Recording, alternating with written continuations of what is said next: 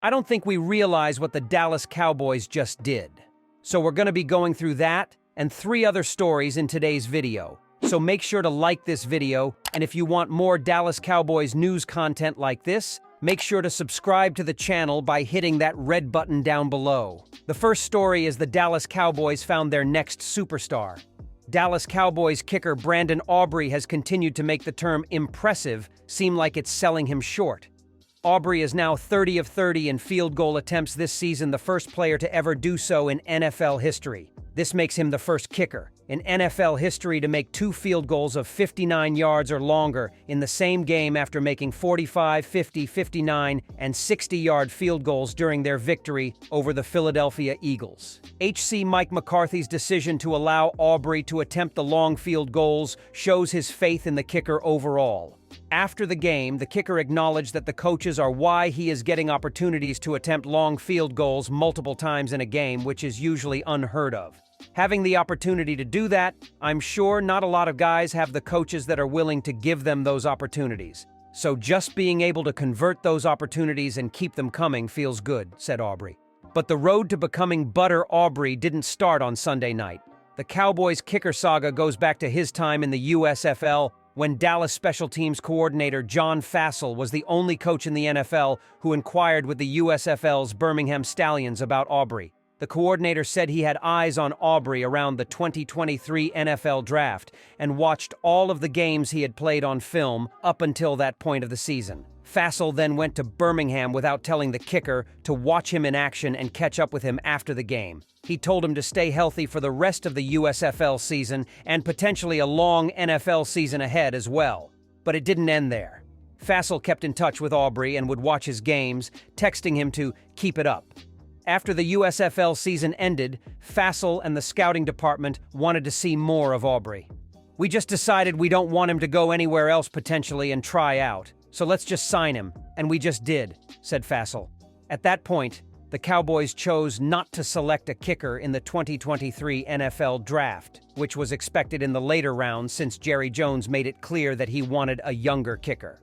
Fassel says he felt no disappointment when the team didn't draft a kicker because they knew what it would have cost to get one higher in the draft. But it turned out that fate was working in the Cowboys' favor because Aubrey's name came back up at that point because he stood out more than other guys. When training camp rolled around in June, Aubrey was added to the roster and leveled up the kicker competition. At that point, Fassel said he didn't feel pressure to find the guy for the kicker position, despite the circumstances. Sometimes being patient was the right answer instead of jumping and singing somebody. I think being patient was a good answer for us, even though it was hard, said Fassel. Both Fassel and McCarthy had similar first impressions of the former soccer player. McCarthy said Aubrey's ability to strike a ball stood out to him in his first impression. Meanwhile, Fassel says Aubrey's natural swing makes his skill set unique. Fassel also says Aubrey's soccer background and not being overcoached in the past to be a football kicker helps him free swing in his mechanics. The special teams coordinator doesn't plan on changing this in Aubrey's career either, adding, "I'm very aware not to mess with his approach and his swing, and I don't think you'll ever hear me or see me go down that road." Aubrey's calm and steady mindset hasn't wavered this season at all, and both coaches have acknowledged it since training camp. "I haven't ever felt him stressed in a big moment or overwhelmed by how we're doing. I think he's got a lot of great attributes to be potentially a great kicker," said Fassel. In fact, after the game, Aubrey said he felt like he could make a 70-yard field goal if needed. When Fassel was asked if he would be nervous for a 70-yard field goal attempt, he said, "I wouldn't be nervous at all. This could be another secret weapon the Cowboys can keep for situational circumstances if they are in a pinch to score for the win." The second story is Jerry Jones hints Cowboys will try to extend Dak Prescott this offseason. Dak Prescott's phenomenal play this season has landed him in the most valuable player conversation, so it wouldn't be shocking if the Dallas Cowboys rewarded the quarterback with a massive contract extension. On Tuesday, Dallas owner Jerry Jones indicated he's confident that both parties will agree to a new deal this offseason. "Don't pay any attention to discussion. It's meaningless.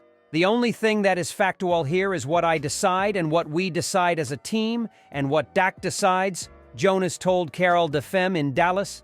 We know exactly where we are on the contract, years left on the contract, and we should be and are about as close on that type of communication. The timing on it remains to be seen.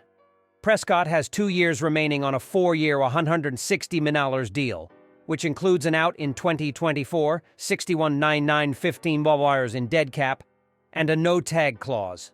SpotRack estimates his market value is a 4-year deal worth $47.5 million annually, 6th among QBs. This might dissuade the Cowboys. They must save cap space for stars who are in line for extensions, including edge rusher Micah Parsons and wide receiver Ceedee Lamb. SpotRack projects Dallas will be $13,500 and 6th over the cap in 2024. However, Prescott is one reason Dallas is a Super Bowl contender. He ranks first in the league in passing TDs, second in QBR, and fourth in passing yards. Despite the cap concerns, the Cowboys should find a way to pay the QB.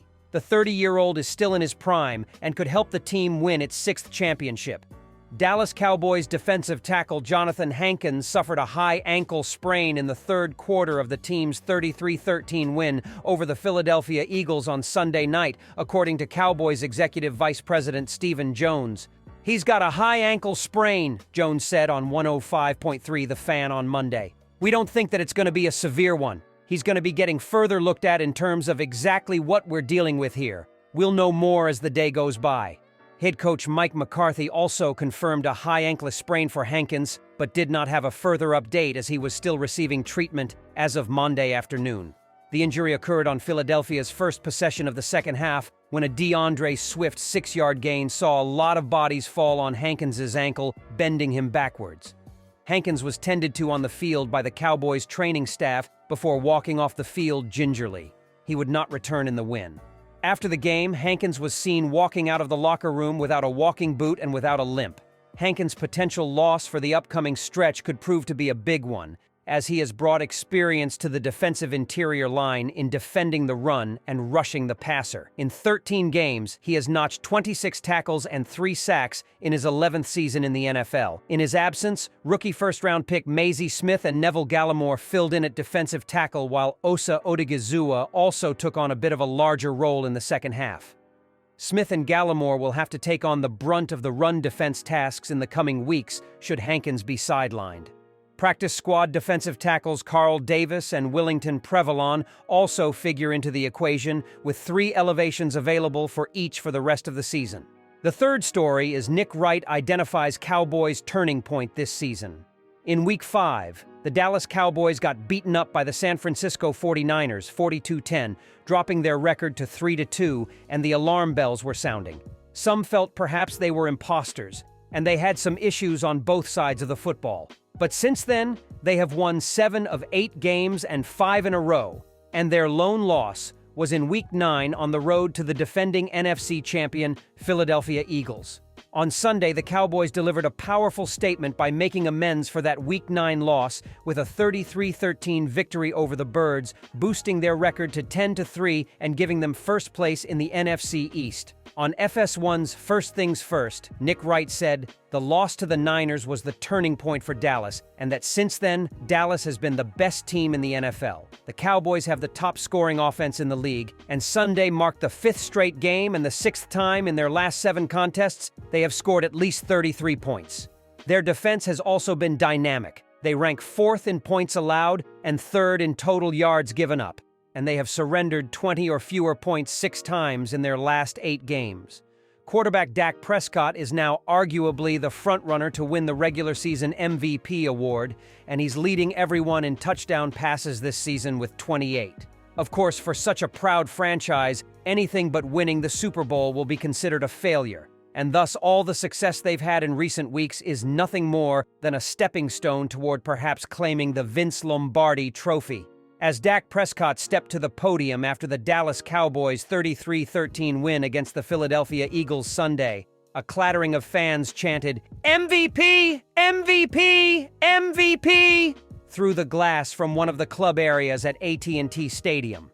Prescott threw for 217 yards on 24 of 39 passing with 2 touchdowns and no interceptions. He ran 3 times for 11 yards. And yet Prescott did not feel like his performance was up to his standard. Solid enough to get the win, the quarterback said. I've told you before, I'm my biggest critic. Obviously, not my best game. Did enough to win, but I always want to do better. Cowboys owner and general manager Jerry Jones was a little more forgiving. Dak Prescott, for anyone that might have a question about it, for him to come in here and play like that against Philadelphia, he should have his due, Jones said. That ought to shut that door of questioning his ability to play in a playoff-type game. Those questions will continue until Prescott wins big in the playoffs. He has a 2-4 mark in the postseason, and the Cowboys have not gotten past the divisional round of the playoffs. But Prescott is in the best stretch of his career with 23 touchdown passes and just 2 interceptions in his last 8 games. He has thrown at least 2 touchdown passes in each of the last 7 games, tying a team's single-season mark held by Tony Romo.